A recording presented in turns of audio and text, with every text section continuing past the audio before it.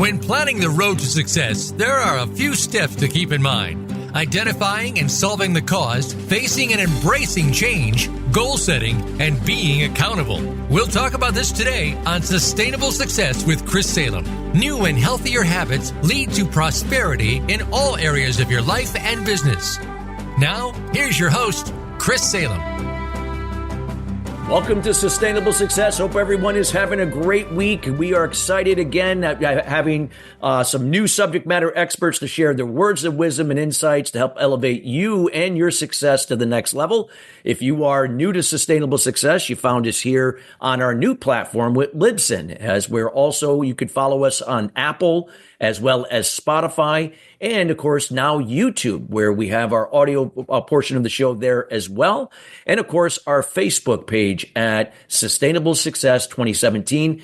Hard to believe that we celebrated last month our 8th year on the air. Yes, it's been over 8 years now. Hard to believe, but again, this show would not be where it's at because of you, the listeners, always here each and every week, and we are committed to your success as well as your organization by bringing in content that not only informs, but also helps you to now utilize it, apply it to elevate your level of success, fluence to the next level. Today's show is being brought to you today by Alumni Direct. Alumni Direct is a new social media community platform dedicated to bringing alumni together from all different generational types and an opportunity to meet new people for the first time. Now, it is a membership program taking out all the noise out of social media. You get to come in and generate genuine and authentic relationships with the people you choose to interact with. It also offers a wide array of different professional and personal development services not available to the general public. If you'd like some more information about Alumni Direct, check them out at alumnidirect.com. That's alumnidirect.com. Well, we have a great show, as I mentioned, for you here today. We're going to be talking about how to build data-confident leaders. I mean, we live in a world now where data is king, yes, and how we can utilize that data to navigate problems before they become further challenges, and how we can use it to be more effective as leaders to grow our businesses and to make challenges into opportunities. Now, in recent years, the big data analytics market has skyrocketed. Despite growing potential, the overwhelming majority of data science projects at 87% never make it into production. Even fewer realize any value at all. Now, you're going to be hearing from data analytic experts Karl Dinkelmann and Zjaén Coetzee share invaluable insight from their new book, Drive RAPPID, and that's with 2 P's, Results, aimed at building data-confident leaders and establishing real value from a company's most significant resource, data. Now, I'm going to give you some background about each before we formally introduce them. So Zjaén Coetzee is an award-winning data, digital, and business executive with over 14 years of experience in the telecommunications and technology sectors. He has been recognized as one of the global top 100 innovators in data and analytics by Corinium Global Intelligence and is one of the world's leading enterprise data leaders by CDO Magazine. His expertise is widely acknowledged. About Karl Dinkelmann, Karl is a seasoned data analytics expert and a business strategist with nearly 2 decades of experience. Karl's innovative approach has attracted global brands seeking to enhance their data analytics capabilities. With his expertise spanning media, fleet management, and financial services and more, Karl has a proven track record of generating substantial value through strategic data analytics-led initiatives. And without further ado, we welcome both Karl and Zjaén to the show. Welcome, gentlemen. Hi, Chris. Thanks for having us. Absolutely. Well, normally we usually have one guest, but we have 2 guests. So I'm going to probably go back and forth with you because you guys will be doing most of the talking. I'd like to hear from both of you. I'll leave it up to either you, Karl, or Zjaén, where you want to start. But I always like to start with the foundation with anything, because without a foundation, we can't plan effectively or be better prepared. Then we can't execute on that and then measure to see what's working, what's not. And obviously, data plays a big part in that. What is the foundation that, maybe you discuss, that you do discuss in your new book, Drive RAPPID Results, and how data is going to be critical for leaders moving forward? Mm. So, Chris, I think the foundation is that the book actually shifts the foundation of data analytics away from what people think the foundation is. Well, let's do that because we probably a lot of I guess their assumptions and speculation may shift after they hear this. So we did an analysis of the data analytics market. We looked at a number of consulting businesses and what their straplines are, what they stand for, what they're trying to achieve, what is their mission. And what we found is that without fail, the data analytics market pushes the idea of actionable insights as the ultimate outcome. We want to make better decisions based on data we can trust, right? The challenge that we address in the book, and this is the foundation, is that when all that an organization produces with its data analytics or AI-led journey is actionable insights, the value, the returns that they get out of applying or out of those insights being used in the business, the returns are very vague. And so what we end up with is C-level executives, particularly the CFO, because ultimately the CFO is the gatekeeper of investment in any kind of initiative in the business. And if you can't convince the CFO of the value, the real value that something has returned, it's not going to have a very long life in the business. And so this is why we see so many organizations go through cycles of data analytics, sort of a flood of activity, and then a downturn, and then a flood. And this cycle runs about 3 years normally, we see, because that's around the average CFO's tolerance level for something where the value is not very clear, right? Yeah. And the trouble is they'll have approved something 3 years ago, and then year after year, maybe year 3, it starts becoming too uncomfortable to sit in a board meeting and say, we've invested $10 million in this, and they'll look at a spreadsheet to show that number. But the column where it's supposed to show the return is not very clear. And so it's difficult for a CFO to continue justifying investments in something where the returns are unclear. Yeah. And so what we explain in the book is that the objective of a data analytics and AI-led journey should not just be actionable insights. We actually call them valuable insights because that's a lot better than actionable insights. Yeah, and I'd love to have you guys expand on that too. That would be, I think, really beneficial for the audience. But go ahead, keep going, Karl. We don't just stop at producing actionable or valuable insights. We actually have to obtain or achieve the objective of producing measurable value through the data analytics journey. And the distance between an actionable insights objective and a measurable value objective is often far greater than what any organization is prepared for right now. And the book explains the bridge. How do you build that bridge between an actionable insights-led objective for my data analytics journey versus a measurable value-led data analytics journey, which is what all the companies that have succeeded on this journey, they understand and they do really well. Great, thank you. And Zjaén, if you'd like to elaborate what Karl had shared from your perspective and contribution to this information.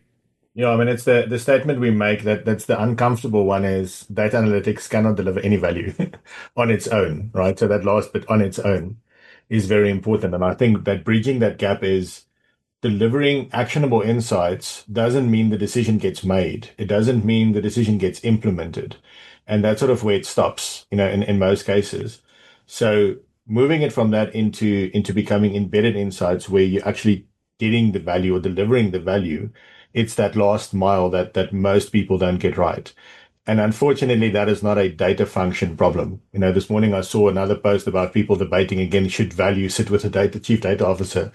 That is not where value needs to sit, because data, IT, and business needs to align everything that they need to do from a priority perspective in order for value to be realized. And that's the concept and the reason why we talk about value generating initiatives or valuable insights rather than actionable insights. Can you guys expand on, because when you talked about that alignment, you said IT, finance, and what was the other one? IT, business, and data. Dad, okay. Yeah. And obviously communication is so important there. So and data and how it's communicated is going to be, that's where that value is. Yeah. Yeah. So Chris, maybe as we jump into that issue, I'm going to take a little step back and introduce the concept that we cover in the book, which is called the rapid value cycle. Yeah, please do. Please do. So the rapid value cycle basically has four phases or four stages. The first one is called prepare to invest. The second one is called deliver insights, right? The third one is called apply insights. And the fourth one is called recognize value. All right. Now, most organizations are familiar with the idea of preparing to invest, the first phase, because they're able to unlock some investment. It's often uncomfortable and vague. And so there's a lot of improvement that can be made there, right? So you can bring your approval cycles down from the 6 to 9 months, whatever it takes. You can do that in weeks if you follow the rapid value cycle and you do it properly. And then we get this the second phase, which is deliver insights, which many organizations are so well familiar with right now. There's a proliferation of data scientists. AI has come along and made this easier for us. There's great tools available. It's fairly easy to consolidate data and bring it together. And there's good cloud services, etc. So that most organizations have underhand, but they can also improve in that area when there's weaknesses. The piece that most organizations really struggle with is this piece of applying the insights. Because like Zjaén mentioned, this is where the failure between the failure to collaborate between IT and business and data really comes about. And what this looks like practically is essentially what Zjaén and myself and many other data leaders will tell you happens in a data leader's life. We'll build these absolutely incredible models that can predict, and I always go back to the customer churn example because it's the easiest one for people to understand that are unfamiliar with data analytics, in large organizations. So customer churn, we're in a telecommunications company, like a mobile service provider, and we want to enable the call center, the retentions call center, to be able to predict or predictively phone customers before they actually cancel their contracts and provide them with an alternative, right? So you walk into that retention call center manager's office with this incredible data set that shows the top 1,000 customers that are most likely to churn in the next 30 days. That is absolutely incredibly valuable for the business from your point of view. Oh, yeah. How you're going to adapt your communication to now hopefully retain them. Yeah. That's it. So, and that's the key is that the wheels fall off because data leaders believe that the value is in the insight, where the truth is the value is in the revenue that you earn from retaining the customer. Absolutely. That right? Absolutely. They connect the dots. And do you find that, and I'd like to hear from Zjaén as well, with this, is there maybe some of the older leaders, do you find that sometimes they may, because they don't understand the data, or that they might shy away because they have been used to doing things a certain way up to that point, and there's that kind of thing, you can't teach an old dog new tricks, that type of thing? Yeah, I mean, that brings us into a whole different part of the conversation around data confidence, and I think that's the thing that we are really facing, and it's believe it or not, it's not just older leaders. It's still people predominantly from finance backgrounds, from business backgrounds, where you're confident in your ability in the things that you've studied, right? So if you studied strategy or finance, those are your sweet spots. Those are the things that you really love. But where data confidence then comes in is you don't really know what it's about. You don't really know how you can use it. It's outside of your comfort zone. It's not something that you've inherently been taught. Some organizations obviously have this, and we do see that companies that have a C-suite or senior leadership that are more data confident in a sense tend to perform better than the ones that don't, because the ones that don't obviously struggle with the fact that, they don't know what to invest. They start asking the questions. They keep chasing actionable insights or data platforms or skills, even, data scientists and AI people. And they never get to solve the problem. And I think that's really where sort of things start to fall flat, is they lack that confidence. And I think we can unpack that a bit more later on, but confidence really is where things come in place. And you need, it's sort of a two-way street. You need to build the confidence to unlock the value, but you need to chase the value in order to build the confidence. Yeah, that's right. Mm-hmm. Yeah, and we could definitely do a deeper dive into that from both of you after the break. I know we got about 3 minutes to our first break here. Anything you guys want to elaborate on before we get into like more of like how to go about building that confidence, or anything to kind of set the foundation? What you guys? Just to close that circle, that loop on the rapid value cycle, Chris, I think it's important for the listeners to understand that we sort of dug into phase 1, phase 2, and phase 3, which was preparing to invest, applying insights, and then preparing to invest, delivering insights, and then applying insights, right? So we spoke about that collaborative effort that has to take place. Now, the key failure point in applying insights is the collaboration. But the problem is that when the data leader walks over to the IT, the CIO, and says, I've got this incredible data set, please can you embed it in the CRM system so it can create a new campaign so the retentions call center can come in tomorrow and start phoning through this prioritized list of customers, the CIO goes, where did this come from? That's not on my OKRs. That's not a priority for me. I'm not getting measured on that, right? And this is where we have a challenge. So when you're preparing to invest, you need to prepare for the collaboration as well, because that's going to consume additional resources. And the final thing is that recognizing value piece, which is what we find most organizations. In fact, we haven't met an organization yet that does this really well, that has proper structures in place for actively measuring. In this example, it would just be tagging the customer that got retained as a result of the churn campaign, right? That's what organizations must do. They have to build the disciplines in place so that it becomes easy to report on the value that was obtained through the data analytics journey, so that I can now build more confidence in the CFO to invest, and the cycle continues. More investment, more insights, more applied insights, more recognized value, and the cycle just compounds. And this is where organizations that succeed lead, because they're able to close that loop. Wow. Zjaén, do you want to just expand before we head to our first break, just to kind of piggyback on that, and we can get more into the maybe just a final thought on that. I mean, it's in terms of that realizing the value, or making sure that you measure it. Value attribution is so important, because if you want to invest in skills, where do you invest? Do you invest in your data science skills? Do you invest in platform? Do you invest in more people in business? Do you need more marketing people, sales people? Without having that clear attribution for that value, it becomes very difficult to understand how you can unlock more of it. Yeah. So important. Oh, well, you guys really shared some valuable insights. We hope, listeners, that you're taking notes. This is some great information. We encourage you to go back and listen to this first segment of the show, because there's a lot of great information. I know we got more to come here with what Karl and Zjaén are sharing here. Again, if you are just joining us, we're talking about how to build data confident leaders. This is so important no matter what business that you are in. So we highly encourage you to stick around, and we got more to come here on how to build data confident leaders. We'll be right back after the break.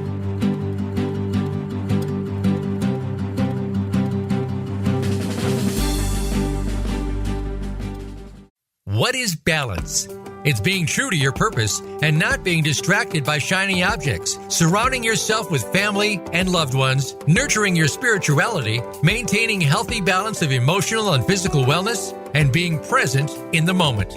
Chris Salem creates awareness about unblocking mindset barriers for sales professionals, business leaders, entrepreneurs, and all types of people to have sustainable success at the next level. The solution evolves out of the problem or challenge. The issue is that many people and businesses manage the effect but do not address the root cause. You now have an opportunity to live your life and operate your business in the solution rather than the effect of your challenges. Schedule a time to chat about your goals and the person you desire to be by going to ChristopherSalem.com. We have group consulting calls, one-on-one, and other programs to assist you. It will be the best thing you do for yourself to see how sustainable success is possible for you in your life and business. Join us at the next level. Visit ChristopherSalem.com. When it comes to business, you'll find the experts here. Voice America Business Network.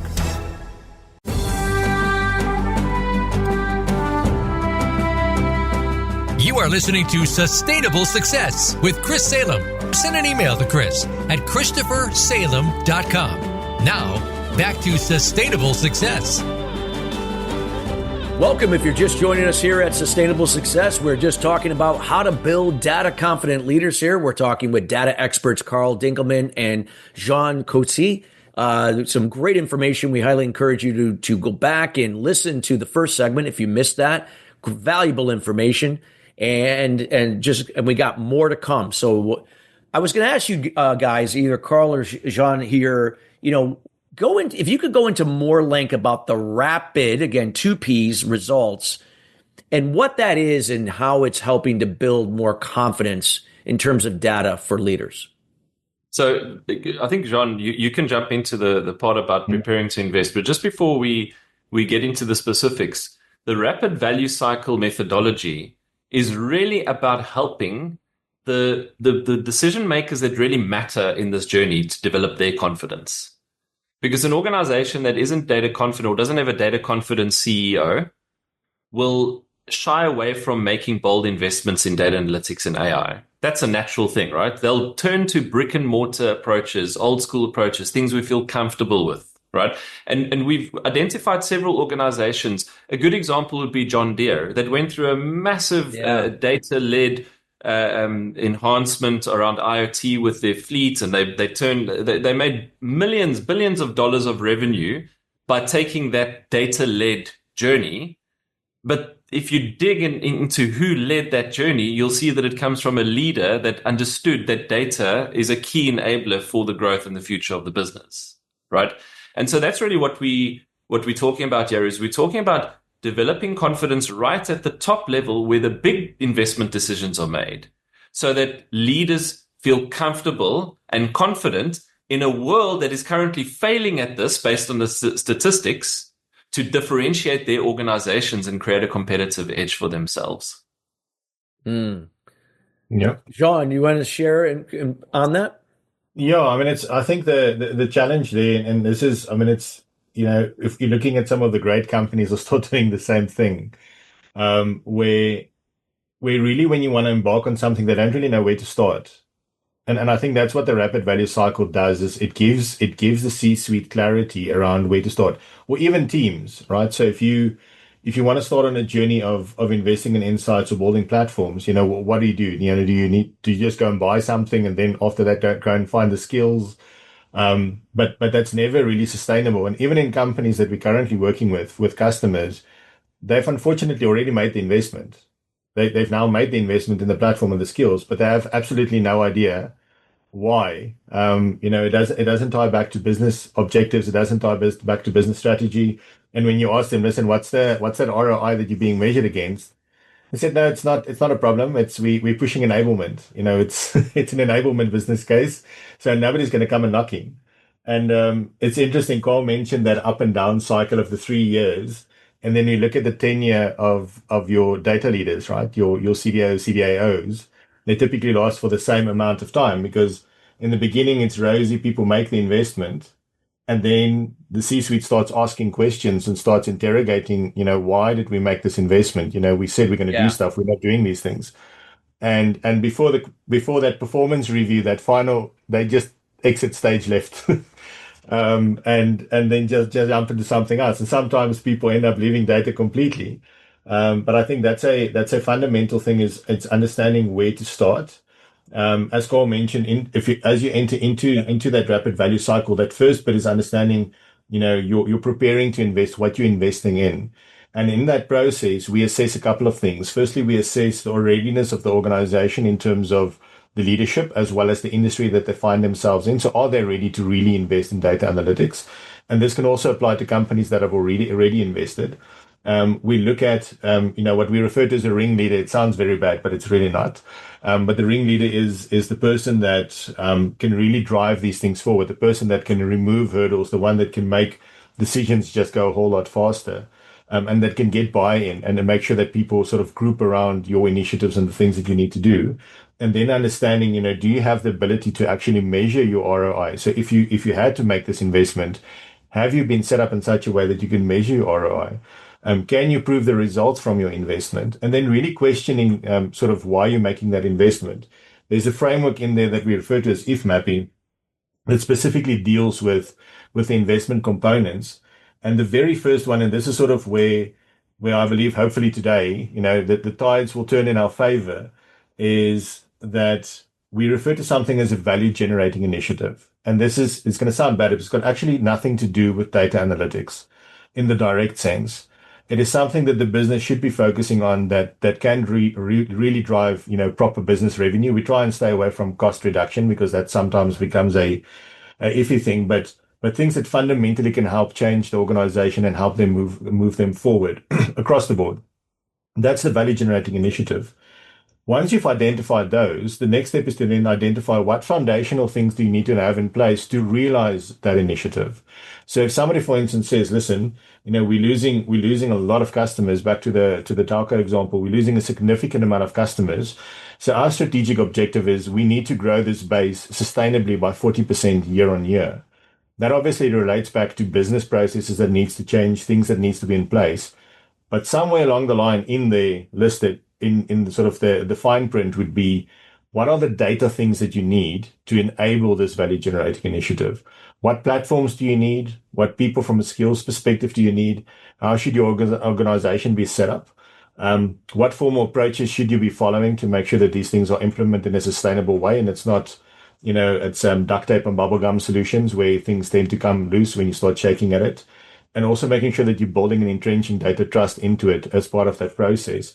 And by taking that route towards investment and building confidence is really where the time meets the road for us. Because if any data leader or let's call it any person that's not a traditional data leader, your CFO, CTO, etc., follows that approach, they now clearly link everything that they do back to what business wants and what they can measure. And that makes sure that there's strategic alignment from day one. Now, I've been through a couple of these things with a couple of customers, as well as in my career, where you as a data leader believe you have all the mad skills to do all the crazy things, and you love your job, and you chase the vendors, and you chase you just want to collect all the data, you want to build all the analytics, and then you show these things to your bosses, and they're like, so what? This is wonderful to look at these wonderful dashboards and models, but it doesn't add any value to my life, unfortunately, because there's a disconnect in that handover. And by following this approach, you make sure that is then done. And as Karl mentioned, then you can hand over to that next section where things now needs to be implemented, and you contract people in to deliver that value. I think that's great in terms of how you share. It always reminds me, like a CPA, it could have great information for their clients, but they just don't know how to articulate it to them to use it correctly. So they don't even know what to do with the data or even the information about their, their situation with their businesses. No, those are great points. Karl, anything else that you want to kind of, also talk about from the rapid approach? Yeah, let's touch on, Zjaén, I'm going to ask you to talk about the data value architect and how that role that we spawned in the book helps align the IT business and data towards value, because Zjaén works closely with several organizations in this way. But before Zjaén gets onto that, I just want to mention that that's also something important. If you're listening to the show and you've got this drive to grow your data confidence, maybe one of the things that you need to consider as well is your role. It could potentially become a data value architect for your organization, and listen to what Zjaén explains there. But before we get into that, I want to touch on this framework that Zjaén mentioned called the if mappy framework, which is for recognizing value. And this is the end. This is the final piece of the rapid value cycle. but it's really the purpose of the rapid value cycle. Because if what you're doing is not leading to measurable value that you can actually publish and you can review and you can look at, then you're going to struggle to justify what the organization is investing in over the long term. You might be able to do it for a year or two because C-level executives have a little bit of FOMO. They get a little bit, they follow the hype cycles. Everything's about AI right now, so everybody's putting money into AI, even though we don't really know what we're trying to do with it. But the IFMAPI framework and recognizing value really puts at the center the purpose of your data analytics and AI journey. And so you're really asking yourself throughout the process and while you're planning and while you're investing, is this going to generate measurable value? And if it isn't, it's very simple. You probably shouldn't be doing it. That's as simple as it gets. Because we forget very quickly when we start adding hype into the pot, into the stew, and we start adding FOMO and we have fear, right? When we start adding those ingredients into the stew, we find leaders start they start loosening the tightness around their decision making when it comes to investment cases, business cases, and they start allowing things through the gates that they probably wouldn't allow. Cases come along and C-levels get all nervous because they're not data confident, and so they let these things through the gate, right? Data confidence is really, as a C-level, your awareness that what you approve must have clear value. It's as simple as that. If it doesn't have clear value, send your team back to the drawing board and instruct them to prove to you where the value is going to come from. So if your data team is coming to your data lead is coming to you and saying, we need better customer data, improved quality customer data, your question back to them when they give you the proposal to improve that data quality should be, how are we going to realize, track, and monitor the value of this? And the answer will usually be, well, we're going to have all these initiatives that rely on this improved quality of data. Then you need to tell them to tell you what those initiatives are, to prove that those initiatives, like a customer churn analytics model and a cross-sell and upsell initiative and improve customer experience and all of those things. See, people love throwing those things around, but nobody wants to make commitments for what value they're going to realize. And that's the confident leaders to do. They create accountability in their organization for the initiatives that are usually gray in terms of the value that is realized, and it makes people sit up in meetings and sweat. And that's what you want. You want people to be accountable. Otherwise, we just invest recklessly. Oh, well, let's put this generative AI thing in. Let's see what happens. That's not a good enough reason to use generative AI. You need to get leaders to commit when the investment is made. So you track a forecast that somebody's willing to lose their job over, right? And then you measure against that forecast. And you know what the funny thing is, Chris? We do this all the time in business anyway. Why on earth do we not do it in data analytics and AI?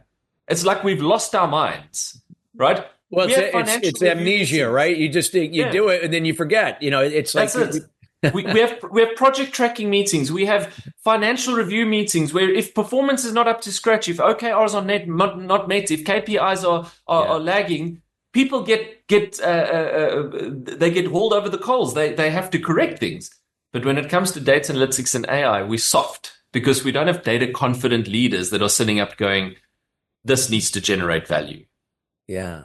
Well, you guys explained it very, very well. I mean, and it starts with obviously the awareness and you said, the accountability and the commitment, and sometimes accountability requires, it's not motivation that's going to do that. It's going to be, they have to be disciplined and consistent to do things that are uncomfortable, even though they don't like doing it at first, knowing that it is going to, in time, be through the accountability of doing that, serve them going forward. Yeah, exactly. It's not the data leader's problem to do this. It's the CEO and the CFO's problem to do this. Exactly. Because and that's always been the challenge. They want certain things at these different levels in their organizations, but they're not doing certain other things that, That's you it. know, are, yeah, it's not allowing to connect the dots. Yeah. And what we see is this, it's this issue that data leaders have succeeded in the past in getting investments on weak business cases. And so business leaders haven't raised the bar. So when you raise the bar, what it looks like is the following. Your data leader will come to you and say, I need some investment to build a customer churn analytics model, right? So then they'll build all that stuff, and then it'll come and they'll bring the insights. And then from the data leader's point of view, now they've delivered on the project. But the CFO is sitting there wanting to pull his hair out because the insight is not the value, right? So what business leaders, what the C-level executive has to understand is when you invest in a POV around something, a proof of value, don't make the value or the outcome an insight. Don't allow the result of the project to be an insight. Make sure that the result of the project is revenue or a real cost saving. Because then it's a real proof of value. Now what happens, like you said, I mean, a proof of value in revenue, net profit margin, it's got to be real. Cutting expenses that will obviously, you know, elevate the profit margin as well. Yeah. That's it. It can't just be an insight, because the data leader will come and say, this is a brilliant insight. And then you start phoning through those customers and you retain none of them because the process is broken. Customers have they're already upset with the organization at that point, and you only find out when you phone them, right? So you have to follow the whole process through to the end, and you have to recognize value through your proofs of value. And then what that creates is it creates a positive energy in the organization, a positive momentum towards investing in data analytics and AI initiatives.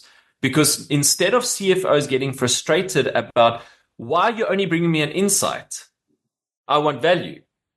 The CFO, when presented with actual returns, see, if the data leader came to the CFO and said, hey, look, we retained 500 customers and that resulted in $10,000 of additional revenue per month, and here's the ROI. The CFO is going, my goodness, that's incredible. How can I invest more? Yeah. Wow, great stuff. And as we have about less than a minute to the next break, Zjaén, before we go into the next thing, do you want to just close out for us the points Karl made there? Yeah, I mean, I think to Karl's exact point is, you know, we've and you mentioned, you know, in the past, it still happens today where people are investing without questioning why they're investing. I think it's still something that needs to come back to the C-suite and the executives and stakeholders, and even, I mean, in middle management, is you really need to rethink why you're doing what you're doing, and does it make sense for you to continue doing this and going down this path?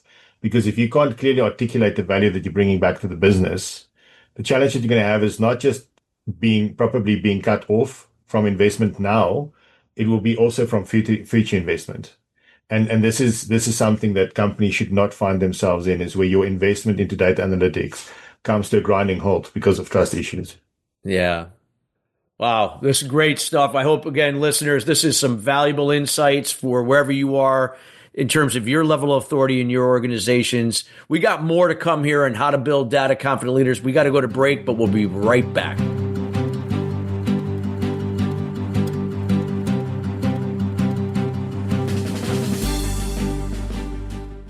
What is balance? It's being true to your purpose and not being distracted by shiny objects, surrounding yourself with family and loved ones, nurturing your spirituality, maintaining healthy balance of emotional and physical wellness, and being present in the moment. Chris Salem creates awareness about unblocking mindset barriers for sales professionals, business leaders, entrepreneurs, and all types of people to have sustainable success at the next level. The solution evolves out of the problem or challenge. The issue is that many people and businesses manage the effect but do not address the root cause. You now have an opportunity to live your life and operate your business in the solution rather than the effect of your challenges. Schedule a time to chat about your goals and the person you desire to be by going to ChristopherSalem.com. We have group consulting calls, one-on-one, and other programs to assist you. It will be the best thing you do for yourself to see how sustainable success is possible for you in your life and business. Join us at the next level. Visit ChristopherSalem.com. Follow Voice America at Facebook.com/Voice America for juicy updates from your favorite radio shows and podcasts.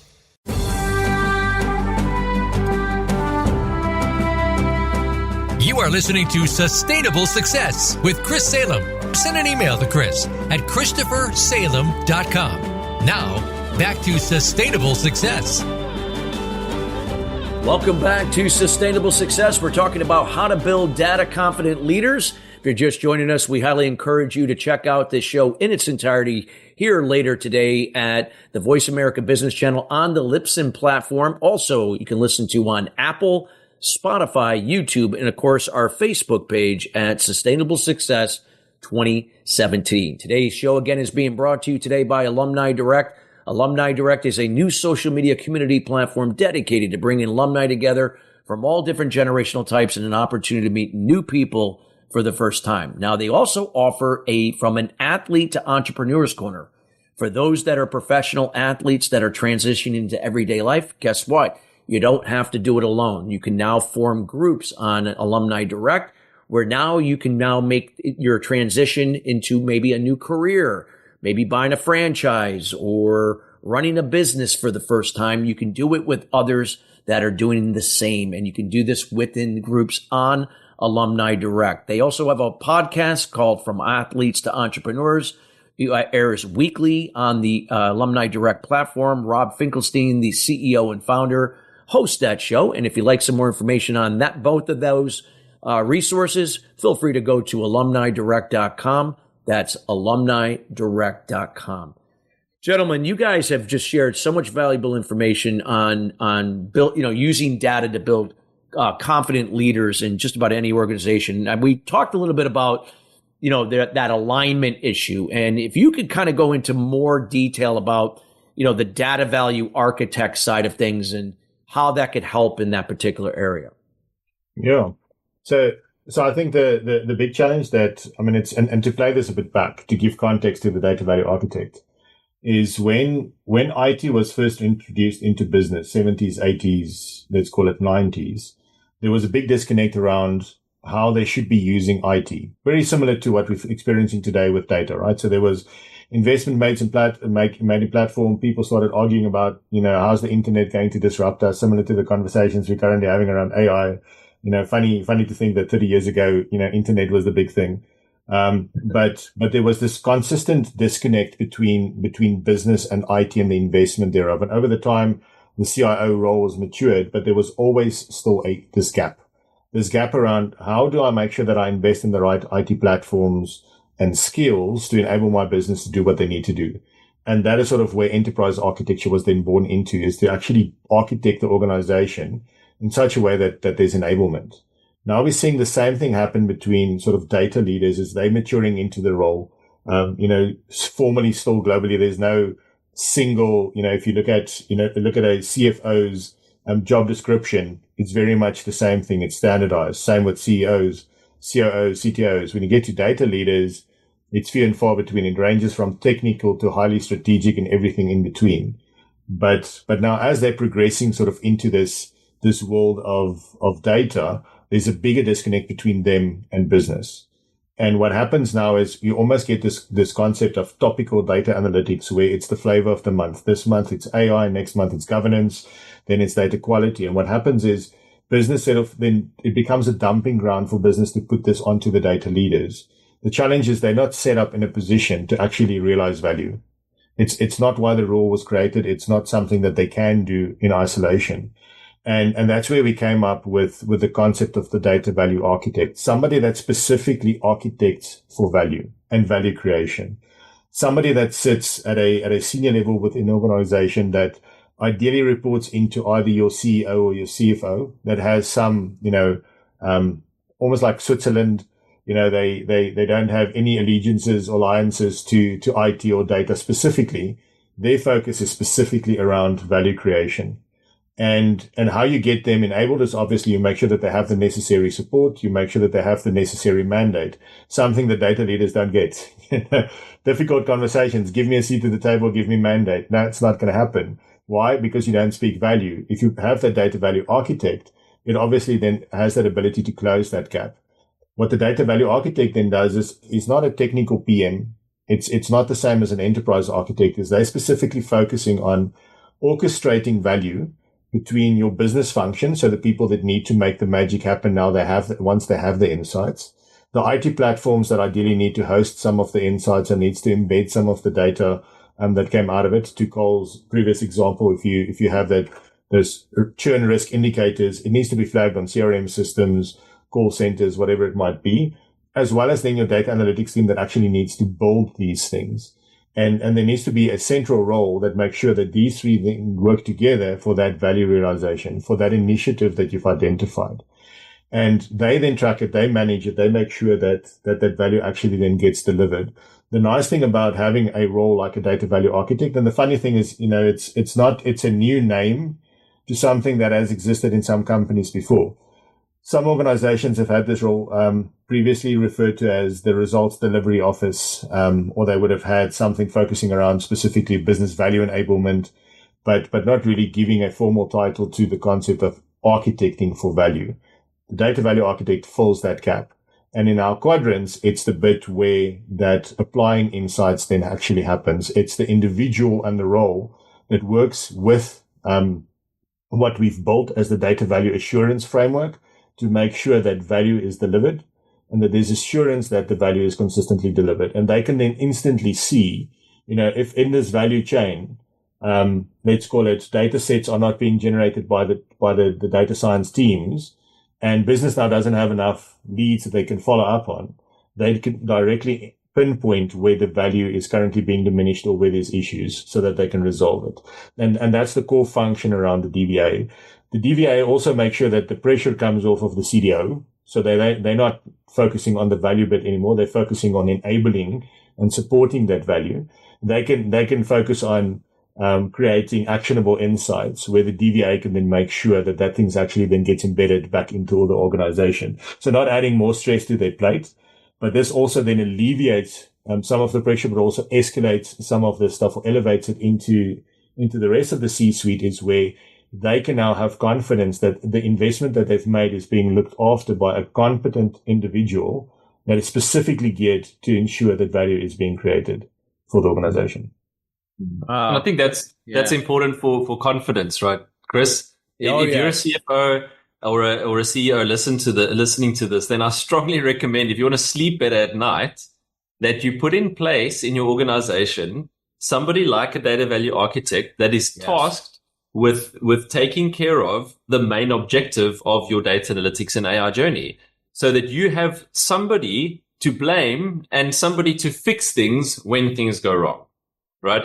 And so that's really important to make sure that we have the right people around us as business leaders that can make the right things happen. And having somebody focused on value in this way is really important for the success of the business. Yeah. No, so true. So true.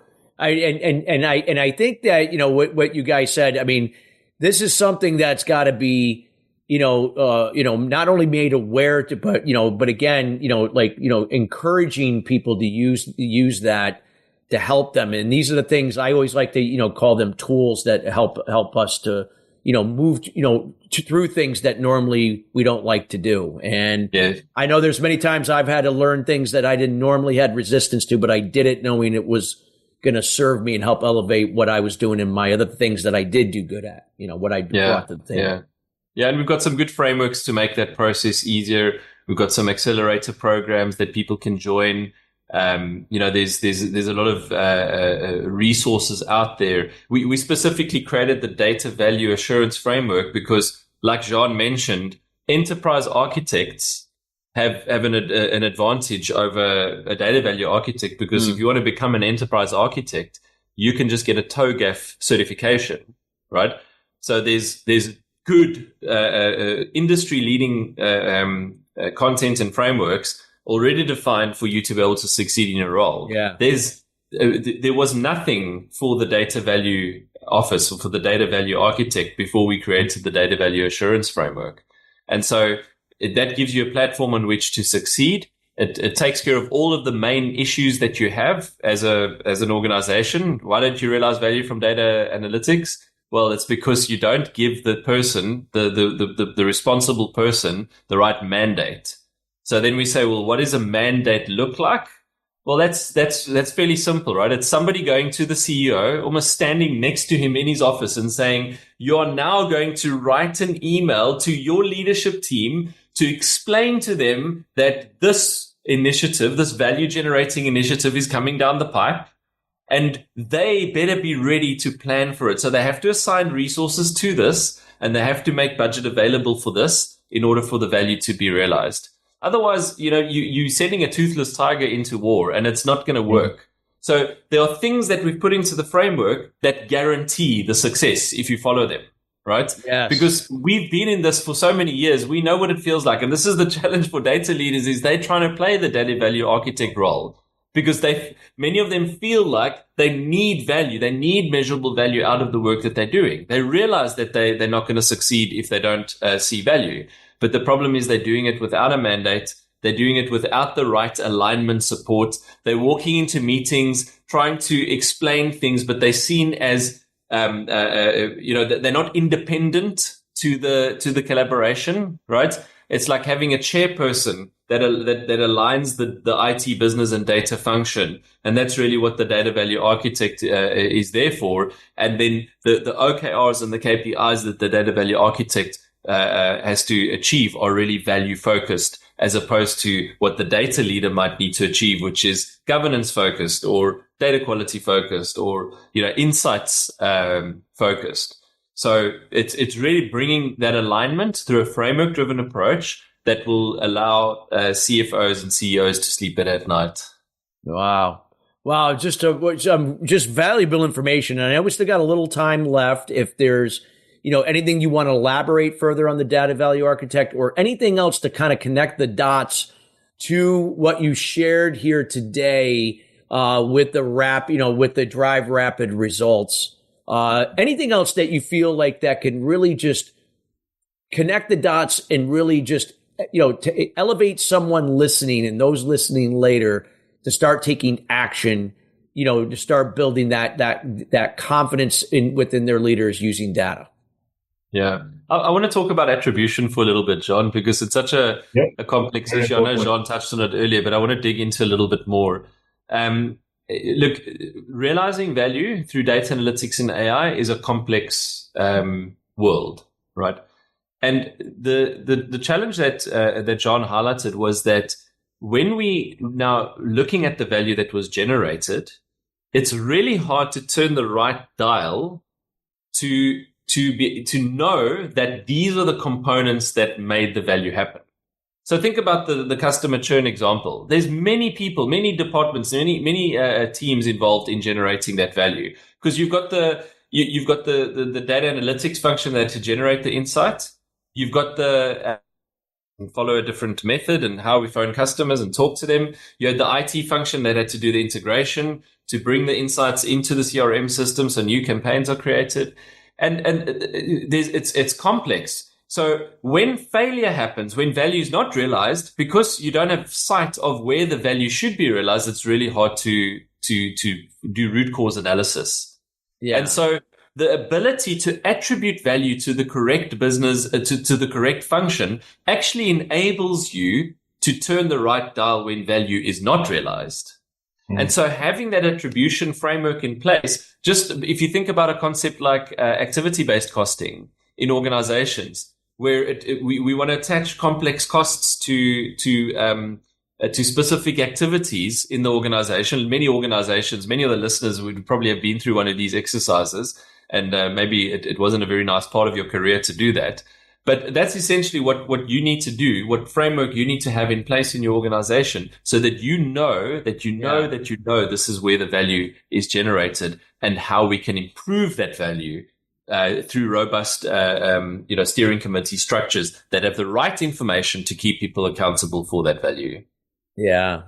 Oh, great points, guys. And just some valuable insights. I've learned so much, just by listening to both of you here, being a person who, works with business leaders each and every week, and in terms of developing them in terms of on leadership and communication strategies. And you guys just hit on so many valuable points, and we can't highly encourage enough for any our listeners that are leaders that heard this episode today. Go out and connect with both Karl and Zjaén here. Get the copy of the book, Drive Rapid Results. I want to leave the next 2 minutes here, gentlemen, for both of you to both share, what are you both up to? How do they get in contact with you, and anything you'd like to share or offer them? Zjaén, tell us a little bit about some of the engagements that you're involved in, and how you help organizations to succeed. Yeah, I mean, so I think it varies from tier 1 to tier 3 customers, from retail to automotive to mobility and everything else in between. But the conversations are very much the same. One is we need to save and we need to cut costs, right? And we make this statement in the book to say you can't save your way to greatness. Yeah. And so investment needs to be made, but investment needs to be made responsibly and on the right thing to get to value. So most of the engagements has really been is resetting data strategies to align more towards value, interrogating investments that has been made and helping organizations make better investments going forward, identifying gaps, in the investments that they have made. Sometimes it's very simple things. We've worked with customers that have invested hundreds of millions of dollars, and they missed the concept around having data modeling in place to actually bring these different complex things together. So through the rapid value cycle, I mean, it's in the engagements, we've really been able to help a lot of customers plug those gaps, identify priorities, also challenge them a lot. Yeah. I mean, it's most of the conversations we're getting is around challenging conversations. If you tell somebody, I've had a conversation a couple of weeks ago with a CIO that said, listen, you need to build me a slide deck, but the word AI needs to be on every single slide. And I was like, but why? It's like, no, but we're investing in AI. Yeah. That's not ideal. That's not ideal. Yeah. We need to work away from that and invest responsibly. Yeah. So go ahead, Karl, because we have just less than a minute left. I just want to make sure that they get to know about you and then how they can contact you. Yeah. So if any of this has resonated with the listeners, they're welcome to visit rapidvaluecycle.com. That's rapid with 2 P's. So rapidvaluecycle.com. They can get access to the book over there, purchasing it on Amazon. It's also available in many different channels. So you can also just Google the book, Drive Rapid Results from Data. And on that website, they can also schedule a free value discovery call with us.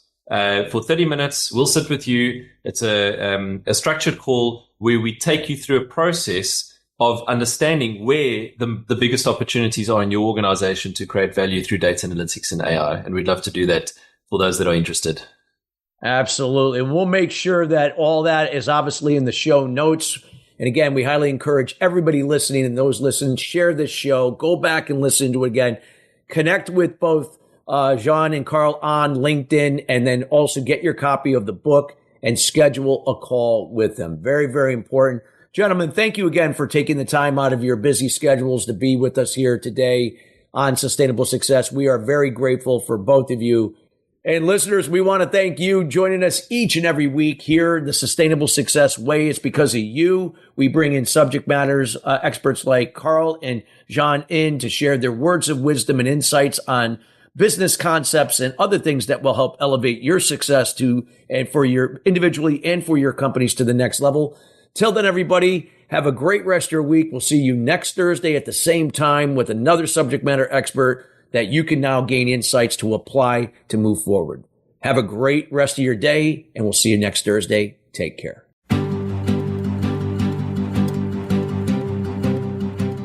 Thank you for tuning into Sustainable Success. Be sure to join Chris Salem and his guests every Wednesday at 12 noon Pacific Time and 3 p.m. Eastern Time on the Voice America Business Channel.